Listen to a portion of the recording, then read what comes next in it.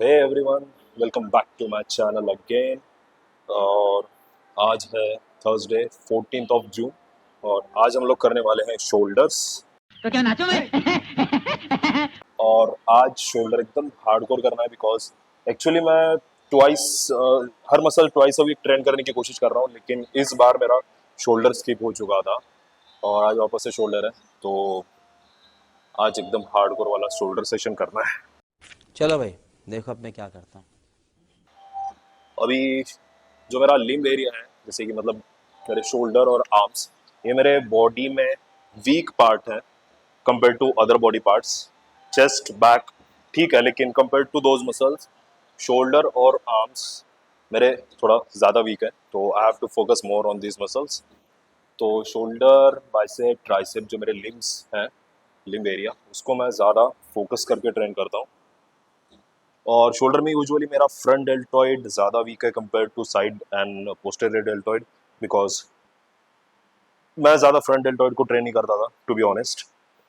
क्यों, तो माइंड में कॉन्सेप्ट बना था कि जब हम लोग चेस्ट करते हैं तो ऑलरेडी आपका फ्रंट डेल्टॉइड का इन्वॉल्वमेंट रहता है, तो उसको ज़्यादा ट्रेन नहीं करना होता है। वो सोच के मैं फ्रंट डेल्टॉइड को ज़्यादा ट्रेन करता ही नहीं था। और सेकंड थिंग, मेरे फ्रंट डेल्टॉइड्स जो हैं उसमें इम्बैलेंसेस थे। लेफ्ट हैंड साइड वाला फ्रंट डेल्टॉइड थोड़ा सा छोटा था, राइट हैंड साइड वाला थोड़ा फ्रंट डेल्टॉइड बड़ा दिखता था। तो उसको मैनेज मेंटेन करने के लिए मैं फ्रंट डेल्टॉइड ट्रेनिंग करता था, जो कि बिल्कुल रॉन्ग है। जब आपके मसल में इम्बैलेंसेस क्रिएट होता है तो आपको जो वीक पार्ट है उसे ज़्यादा ट्रेन करना होता है, तो मैंने ट्रेन करना ही छोड़ दिया था दोनों को भी। तो ये एक दो रीज़न है जिस वजह से मेरे फ्रंट डेल्टॉइड में ग्रोथ नहीं हो पाई। और ना, और पहले कुछ नॉलेज था भी नहीं उतना ज़्यादा, मैं मतलब सीखता भी नहीं था और नॉलेज था भी नहीं उस टाइम पे। लेकिन अभी प्रॉपर नॉलेज है, पता है क्या करना है क्या नहीं है, तो वही सबसे अभी करेंगे। तो फ्रंट डेल्टॉइड को फोकस करके ये शोल्डर ट्रेनिंग करना है। ऐसा नहीं कि मैं साइड डेल्टॉइड को और पोस्टर डेल्टॉइड को कम्प्लीटली निगलेक्ट करूँगा, ऐसा नहीं, लेकिन ज़्यादातर फोकस फ्रंट डेल्टॉइड पे करना है। सो वो तो कोई बात है, let's start the workout. Warm up is the most important thing. बहुत से लोग बिना वार्म अप के वर्कआउट चालू करते हैं, तो गाइस ये आदत तोड़ो, बिकॉज जब तक आप अच्छे से वार्म अप नहीं करोगे आपके जॉइंट ठीक से, मतलब क्या बोलेंगे, अभी लुब्रिकेटेड नहीं हो गए। बिकॉज दो जॉइंट्स के बीच में लुब्रिकेंट्स होते हैं, जिस वजह से आपके joints easily without any pain comfortably move करते हैं।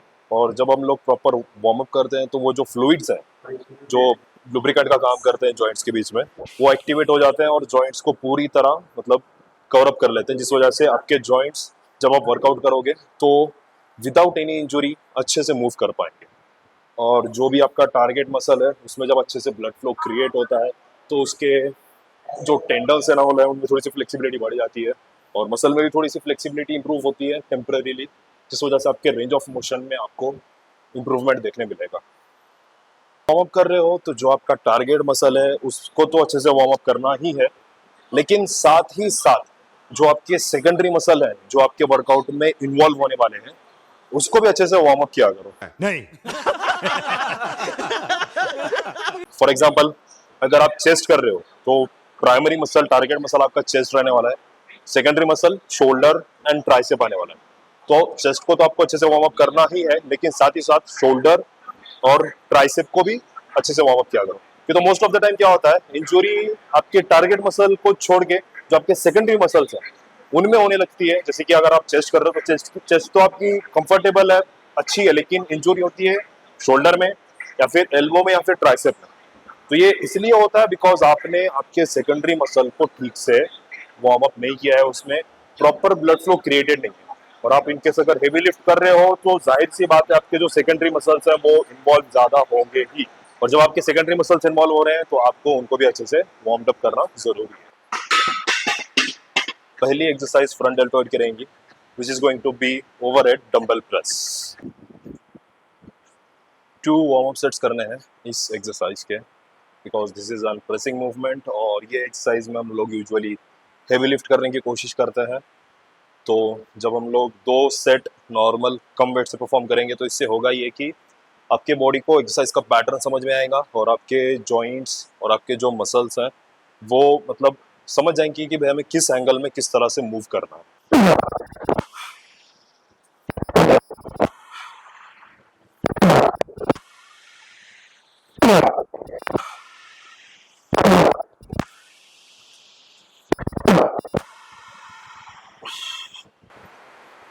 Alright guys, so wow. No! God, please, no! No! No! भाई अपनी सिटी का ना यही प्रॉब्लम है, लाइट कब जाएंगी कोई भरोसा नहीं,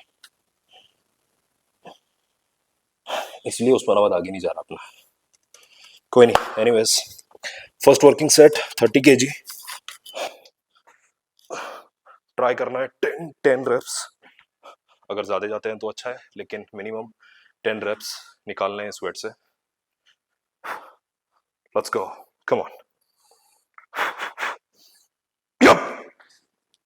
easy.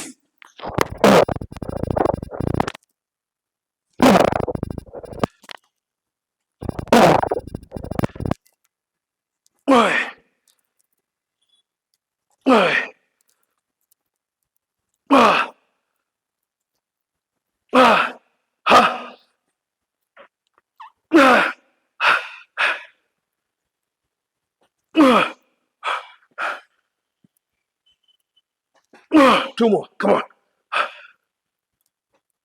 One more.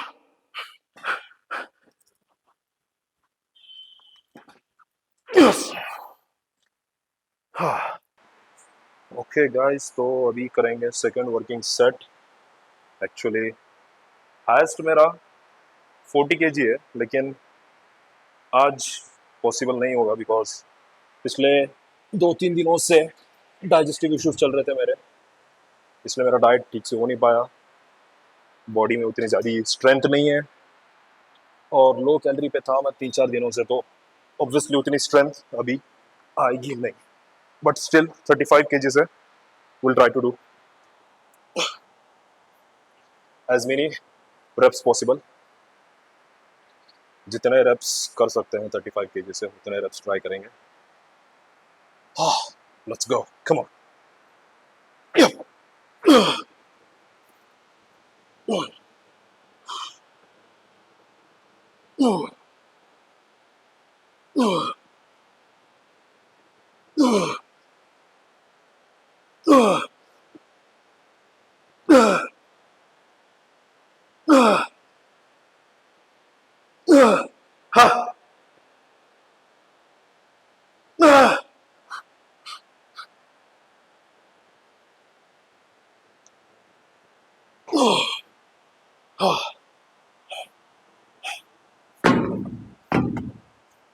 Ten reps with 35 kg, not bad.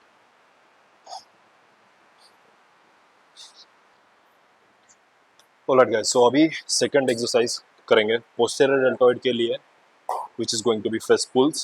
अभी मोस्ट ऑफ द टाइम आपने देखा होगा कि मोस्ट ऑफ द पीपल पहले प्रेसिंग मूवमेंट करते हैं, उसके बाद फिर लैटरल डेल्टॉइड को ट्रेन करते हैं और फिर पोस्टीरियर को ट्रेन करते हैं, लेकिन मैं आफ्टर प्रेसिंग मूवमेंट या after one set for front deltoid मैं ट्रेन करता हूँ मेरा पोस्टीरियर डेल्टॉइड, बिकॉज मेरे पोस्टीरियर डेल्टॉइड में मेरा माइंड मसल कनेक्शन वीक है, और आई गेस कि सबका वीक ही होता होगा बिकॉज पोस्टीरियर डेल्टॉइड एक छोटा मसल है, और एक बार आपका सेंट्रल नर्वस सिस्टम थक गया, फटीग हो गया, तो वो मसल पे प्रॉपर फोकस करके उसको कॉन्ट्रैक्ट करने में बहुत ज़्यादा एफर्ट्स लगाने पड़ते हैं, जिसमें आपका माइंड मसल कनेक्शन पूरा खत्म हो जाता है।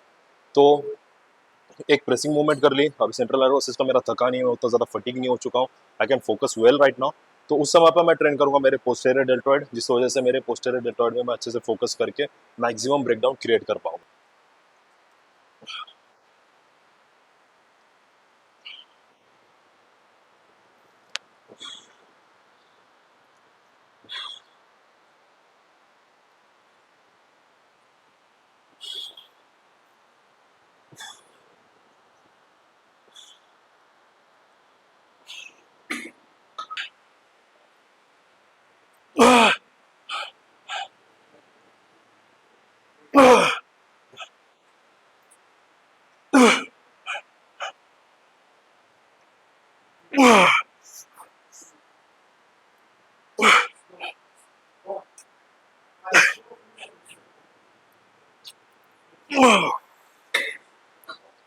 Last set weight as heavy as possible लगाना है, और रेप्स जितने निकाल सकते हो उतने टिल फेलियर, और जब फुल रेप्स नहीं जा पा रहे हैं तब कोशिश करना है हाफ रेप निकालने की, लेकिन जितने रेप्स निकाल सकते हो उतने रेप्स, रुकना नहीं है, थकना नहीं है।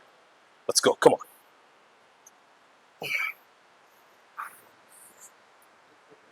Slow and nice, control reps, good stretch, good squeeze.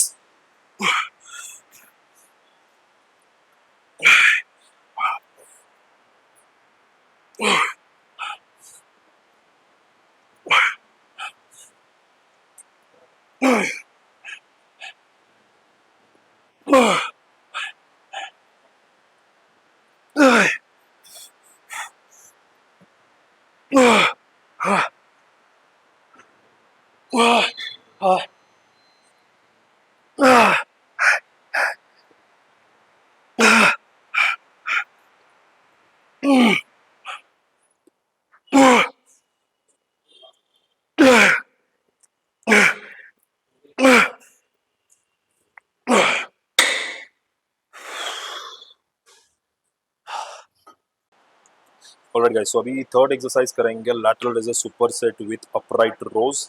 वो आप लोग बोलोगे कि ये दोनों एक्सरसाइज एक ही मसल के लिए, विच इज लैटरल डेल्टॉइड, और इसे ही सुपर सेट में क्यों कर रहे हैं? तो ये दोनों को सुपर सेट में करने का रीजन ये है कि जब हम लोग लैटरल रेजेस करके थक जाते हैं तो उसके बाद जब हम लोग अपराइट रोज करेंगे, तो अपराइट रोज एक कंपाउंड मूवमेंट है जिसमें आपके दो जॉइंट वर्क होते हैं, shoulder joint plus elbow joint. अब एल्बो जॉइंट इन्वॉल्व हो रहा है मतलब आपके बाइसेप्स भी कहीं ना कहीं इन्वॉल्व होंगे। तो जब बाइसेप फोरआर्म इन्वॉल्व होते हैं और जब आपने लैटरल रेजेस करके मसल को ऑलरेडी थका दिया है, तो दूसरे मसल्स का इन्वॉल्वमेंट लेके हम लैटरल डेल्टॉइड को और एक्स्ट्रा ट्रेन कर सकते हैं, जिस वजह से हमारे लैटरल डेल्टॉइड में हम एक्स्ट्रा ब्रेकडाउन क्रिएट कर पाएंगे। मतलब कि मसल थकने के बाद भी हम रुक नहीं रहे, वापस से उसको एक अलग वेरिएशन में ट्रेन कर रहे हैं ताकि इसमें मैक्सिमम ग्रोथ हो। अभी लैटरल डेल्टॉइड को फेलियर तक ट्रेन करने का रीजन ये है क्योंकि तो जब हम लोग चेस्ट करते हैं तो फ्रंट डेल्टॉइड का इन्वॉल्वमेंट कहीं ना कहीं रहता है, पोस्टेरियर डेल्टॉइड का इन्वॉल्वमेंट बैक वर्कआउट में रहता है, लेकिन लैटरल डेल्टॉइड ज्यादातर वर्कआउट्स में न्यूट्रल रहता है। तो इस मसल को फेलियर तक लेके जाना है और मैक्सिमम ब्रेकडाउन ये मसल में क्रिएट करना है। तो करना, परेशान हो गए हम लोग।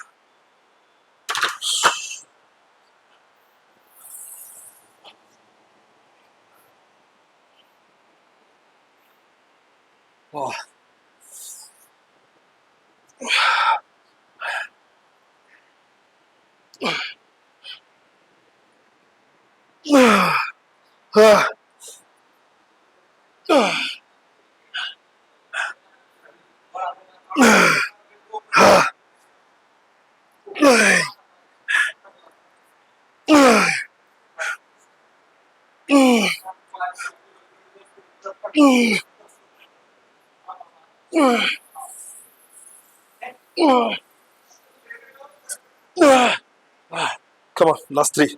Yup. Yup. Yup. Oh.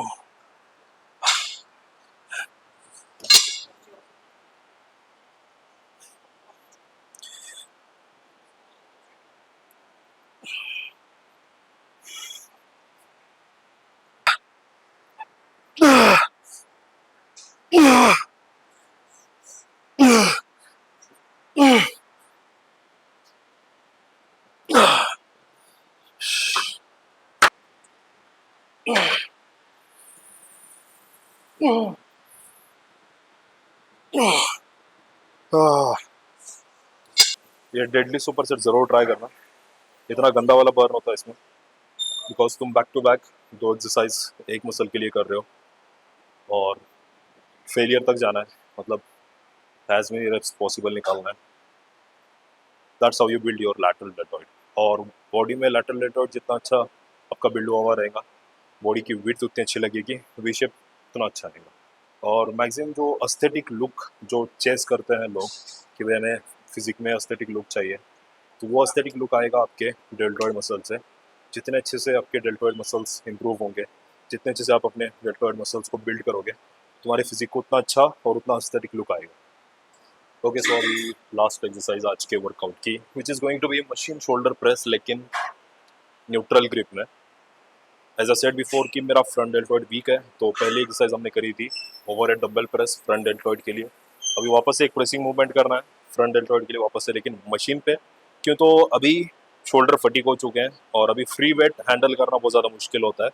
तो जब मशीन्स पे हम लोग ऐसे समय पे वर्कआउट करेंगे तो बिना इंजरी के और बिना अपने दूसरे सेकेंडरी मसल्स इन्वॉल्व किए हम लोग हमारे टारगेट मसल को प्रॉपरली हिट कर सकते हैं, बिकॉज मशीन का जो मूविंग पैटर्न है वो फिक्स्ड रहता है। हमें बस हैंडल्स होल्ड करके स्ट्रेट पुश करना है और अपने जो टारगेट मसल है वो अपने आप हिट हो जाएंगे। नथिंग क्रेजी, कि तो ऑलरेडी पूरे heads of the deltoid strain करके शोल्डर का एरिया पूरा फटीक हो चुका है और ऑलरेडी फ्रंट डेल्टॉइड के लिए एक एक्सरसाइज की है, तो ज़्यादा क्रेजी नहीं जाना। जस्ट 3 सेट करेंगे और रेप रेंज अराउंड 12 रहेंगी। 10 to 12 रेप्स करने की कोशिश करना है।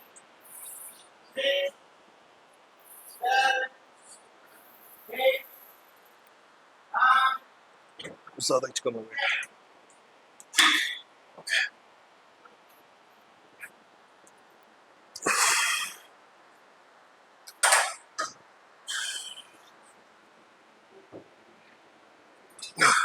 Focus on quality, slow and nice, good contraction, focus पूरा मसल पे।